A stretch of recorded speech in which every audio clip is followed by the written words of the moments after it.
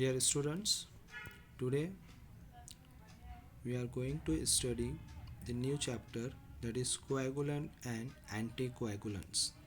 For this chapter you can visit my YouTube channel.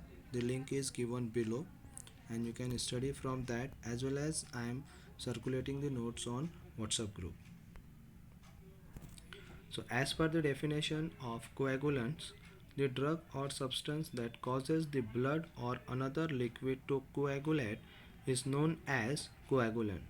The antifibrinolytic drug promote the blood clotting by preventing the blood clot from breaking down. Some examples are aprotinine, tranexamic acid, and amino-methyl-benzoic acid. Doctors sometimes gives this drug to prevent uh, this drug to the patient during the surgery to prevent the blood loss. So these are the coagulants. Vice versa, the anticoagulants are the drugs that help to prevent the clotting or coagulation of blood. Coagulation will occur instantaneously once a blood vessel has been served. Blood begins to solidify to prevent the excessive blood loss and prevent invasive substances from entering the bloodstreams. The use of anticoagulants, deep vein thrombosis and pulmonary embolism. Anticoagulant can be used in myocardial infarction, in unstable angina, in rheumatic heart diseases, in cerebrovascular diseases, in vascular surgeries, prosthetic heart valves, retinal vessels thrombosis, and so on. So use of anticoagulants is very wide and in different clinical conditions that can be used. The mechanism of action of coagulation.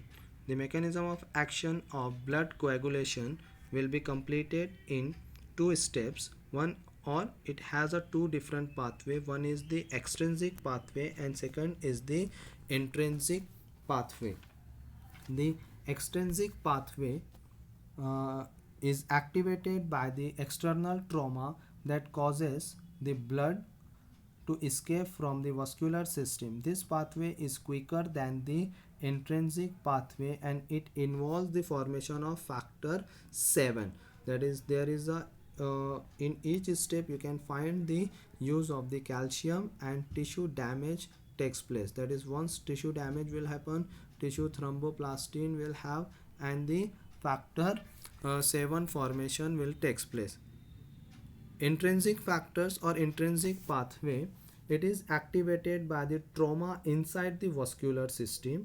That is, intrinsic pathway is activated by the trauma inside the vascular system and it is activated by the platelets, exposed endothelium, chemical or the collagens. This pathway is slower than the extrinsic pathway.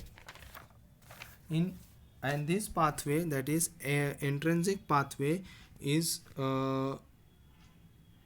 responsible for the formation of factor 12, factor 11, factor 9 and factor 8 formation, and ultimately all these two pathway will end with the factor 10, which is responsible for the conversion of prothrombin 2 into the prothrombin 2A. The prothrombin 2A is responsible for the conversion of fibrinogen into the fibrin solution, and from fibrin solution there is a fibrin clot or solid blood is going to form. So this is what the simple mode of action or simple flow chart. By the help of that, blood is going to coagulate. In same way, if you will inhibit this process, like if you will inhibit the factor 10, if you will inhibit the factor this prothrombin 2A or prothrombin, you are going to inhibit the process of coagulation, so that you are going to achieve the task of anticoagulation.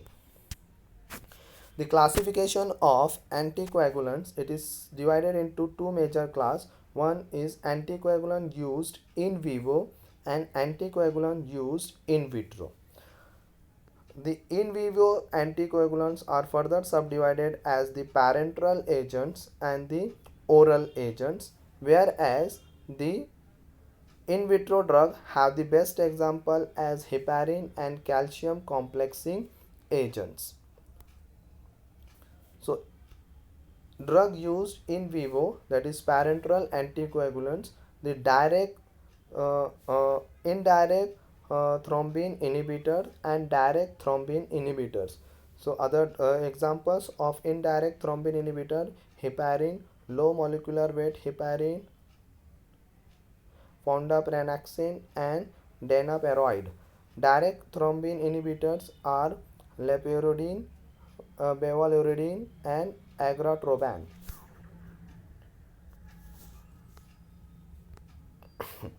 Oral Oral anticoagulants are classified further in two major classes depending upon their chemical structure, that is coumarin derivatives and indendione derivatives. The coumarin derivatives includes the drug example dicumarol, warfarin, acinocomarol and ethyl acetate. Indendione derivatives have the example phenedione and anisindione. The other drugs are also used: oral direct thrombin inhibitor or direct factor 10 inhibitor, that is rivaroxaban. The use of in vitro drugs example is heparin and calcium complexing agents, which includes sodium citrate, sodium oxalate and sodium EDTA. The structure of different anticoagulants like menindione, warfarin, anisindione, heparin and clopidogrel. Now we'll see the oral anticoagulant. Oral anticoagulant act indirectly by interfering with the synthesis of vitamin K dependent clotting factor in the liver. Apparently, they behave as a competitive antagonist of vitamin K and lowers the plasma level of functioning clotting factor in a dose dependent manner.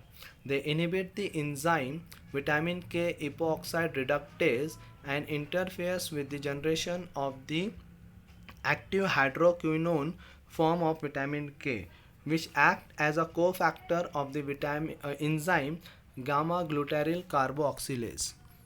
So if you'll see the more mechanism of action of oral anticoagulants, so there is a vitamin K epoxide which is converted into the vitamin K hydroquinone by the help of enzyme vitamin K epoxide reductase. So this epoxide will be converted into the hydroquinone form by the help of enzyme vitamin K epoxide reductase, and once this hydroquinone is formed, it can be utilized by the gamma glutaryl carboxylase enzyme, which is going to convert or which is going to give the carboxylation of decarboxyprothrombin into the prothrombin formation, that is formation of factor 7, 9 and 10 responsible for blood to clot. So once if you will block this enzyme, the oral anticoagulant will block this enzyme, so there will be no formation of hydroquinone, there will be no utilization of vitamin K hydroquinone by this enzyme, and this enzyme is unable to convert this process. So ultimately there is a inhibition takes place by inhibiting the enzyme vitamin K epoxide reductase. So this is the simple mode of action of oral anticoagulants. The example of direct factor acting, so the example is your rivaroxaban. It directly act on the factor 10A and inhibit that factor 10A and does not allow the prothrombin 2 into the prothrombin 2A. It is having the short lasting action and it act rapidly without a long time, without a lag time. The other drug used as a oral anticoagulant is the warfarin. Warfarin sodium salt is rapidly and completely absorbed after oral administration, and it is 100% bioavailable. The metabolic form are 6 to 7 hydroxy warfarin derivative which are inactive compound. You can see the structures. It has the structural similarities with vitamin K, and that's why it is block the vitamin K epoxide reductase. If you'll see the mode of action, so whatever I had explained, that mechanism, vitamin K epoxide is converted to vitamin K this hydroquinone.